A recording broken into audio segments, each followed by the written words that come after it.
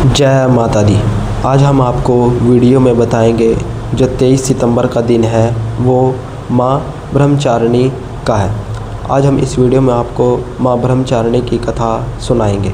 वो कौन सी कथा थी जिससे माता का नाम ब्रह्मचारिणी पड़ा। तो चलिए शुरू करते हैं।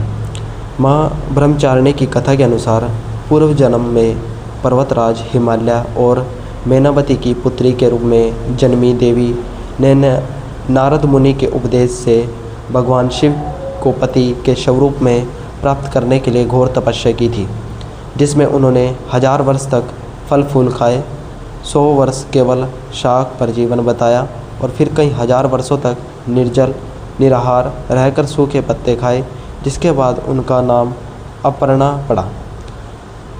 माँ ब्रह्मचारिणी की कथा का विस्तार। जन्म और संकल्प। माँ ब्रह्मचारिणी के पूर्व जन्म का नाम पार्वती था। युवावस्था में भगवान शिव से विवाह की इच्छा से उन्होंने कठोर तपस्या करने का निश्चय भी किया। इसके बाद नारद मुनि का उपदेश। नारद मुनि के उपदेश से प्रेरित होकर उन्होंने शिवजी की आराधना हेतु घोर तपस्या का मार्ग अपनाया। तपस्या के चरण।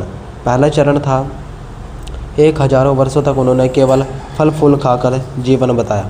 दूसरा चरण था, इसके बाद उन्होंने 100 वर्षों तक ज़मीन पर रहकर केवल शाक पर जीवन निर्वाह किया।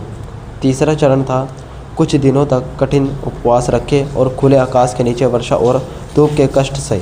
अंतिम चरण में फिर उन्होंने कई 1000 वर्षों तक टूटे हुए बेलपत्र खाकर भगवान शंकर की आराधना की और बाद में सूखे पत्ते भी त्याग दिए। उन्होंने निर्जल और निराहार रहकर तपस्या भी की है। अपर्णा नाम। पत्तों को भी खाना छोड़ देने के कारण ही उनका नाम अपर्णा पड़ गया। शरीर क्षीण होना। कठिन तपस्या के कारण देवी का शरीर एकदम क्षीण हो गया। देवताओं की प्रशंसा। देवता, ऋषि, सिद्धगण और मुनि सभी ने उनकी तपस्या को अभूतपूर्व पुण्य कार्य बताया और कहा कि आज तक किसी ने ऐसी कठोर तपस्या नहीं की, ये आप ही से संभव थी। वरदान। उन्होंने कहा कि आपकी मनोकामना पूर्ण होगी और भगवान शिव आपको पति रूप में प्राप्त होंगे और तब तपस्या छोड़कर घर लौट जाए, क्योंकि जल्दी आपके पिता आपको लेने आ रहे हैं। इस कथा का सार है, माँ ब्रह्मचारिणी की कथा जीवन के कठिन संघर्षों में भी विचलित ना होने और मन में दृढ़ता बनाए रखने का संदेश देती है। इस कथा को सुनने से भक्तों को संयम, सात्विकता और आत्मविश्वास भी मिलता है। तो ये माँ ब्रह्मचारिणी की कथा थी।